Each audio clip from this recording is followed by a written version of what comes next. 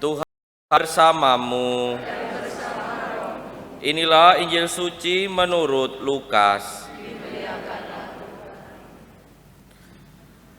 Sekali peristiwa, kaum Farisi dan ahli Taurat berkata kepada Yesus, "Murid-murid Yohanes sering berpuasa dan sembahyang.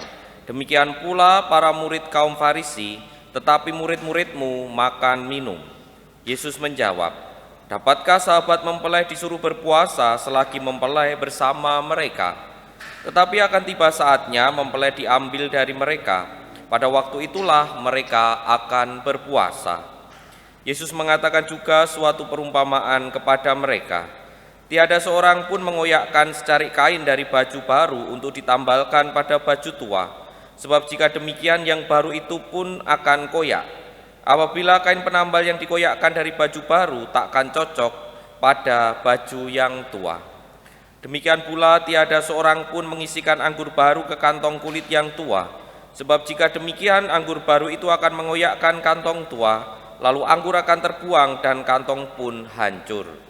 Tetapi anggur baru harus disimpan dalam kantong baru pula, dan tiada seorang pun yang telah minum anggur tua ingin minum anggur baru, sebab ia akan berkata anggur yang tua lebih baik.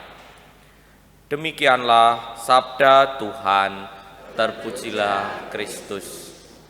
Bapak, Ibu, dan saudara-saudari yang terkasih dalam Tuhan, dalam bacaan Injil hari ini kita mendengarkan Yesus yang menjawab pertanyaan orang Farisi dan ahli Taurat soal murid-muridnya yang tidak berpuasa atau disebut tadi dengan makan dan minum.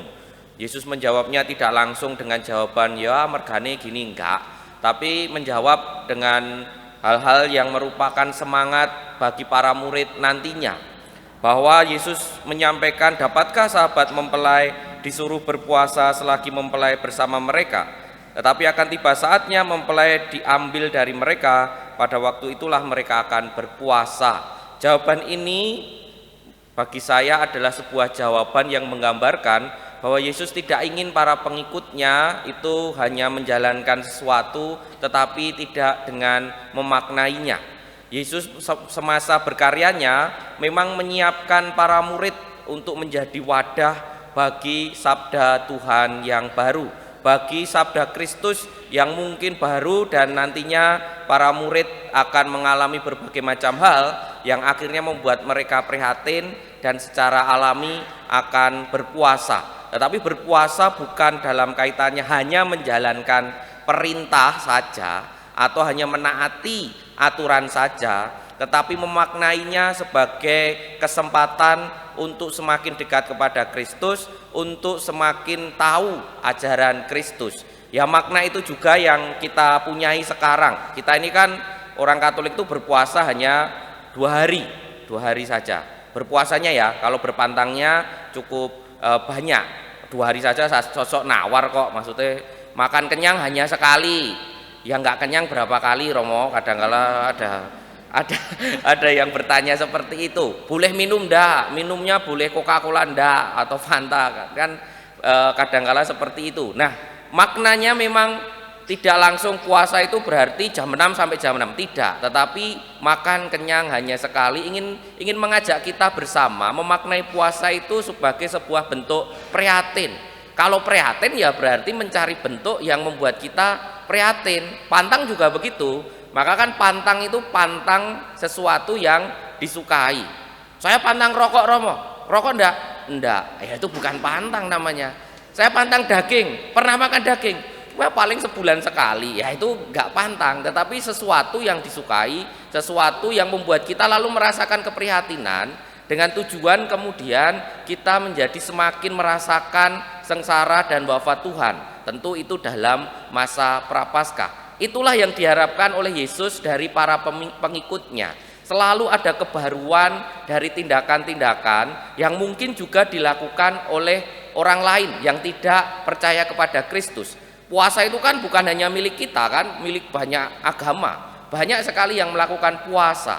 Tetapi bagaimana kemudian memaknai secara baru apa yang juga dilakukan oleh orang-orang lain. Mencari makna baru dalam iman kita inilah yang kemudian saya renungkan dalam kaitannya dengan bulan September ini. Bulan September kita tahu bulan kitab suci. Ya, saya katakan kitab suci itu kan sangat berharga toh untuk orang Katolik ya, karena saking berharganya lalu biar tidak berdebu, kemudian ya disimpan ya, biar karena sangat berharga. Kayak emas itu kan sangat berharga, simpen. Nah, kitab suci juga sama, yaitu jane yo sindiran sih dalam arti tertentu. Tetapi itulah yang menggambarkan kita kadangkala lupa akan kitab suci. Padahal pengalaman pribadi saya itu ketika kita membaca kitab suci, kisah yang sama itu selalu menghadirkan makna baru dalam kehidupan kita sehari-hari. Bahwa ada memang kitab suci itu kisahnya ya nggak berubah. Kisah Abraham ya begitu, dipanggil, lalu ada Isa, Yakub ya akan terus begitu. Tetapi setiap kali dibaca kembali ada makna baru yang keluar dalam permenungan saya. Minimal itu kan pengalaman saya sharing saja. Maka kaitannya dengan permenungan bahwa kita sebagai pengikut Kristus diajak untuk memaknai secara baru iman kita terus menerus. Kita juga diajak untuk terus menerus ingat akan salah satu sumber iman kita, yaitu kitab suci. Ya, kebetulan bulan September ini ya mari kita membaca kitab suci, dibuka kitab sucinya. Dan membaca itu seringkali kan kita membacanya lebih kepada sesuk misane apa ya, lalu kita paskan perikop-perikopnya. Ya kalau mungkin kita baca urut sampai selesai. 2 tahun lalu saya meminta membaca Injil Markus. Tahun lalu saya meminta membaca Injil Lukas. Tapi ini permintaan pribadi ya, nggak dituruti nggak apa-apa, tidak masuk neraka sih dalam itu. Cuma mengajak sesuatu yang baik. Karena 2 tahun lalu itu Markus karena apa? Karena paling singkat.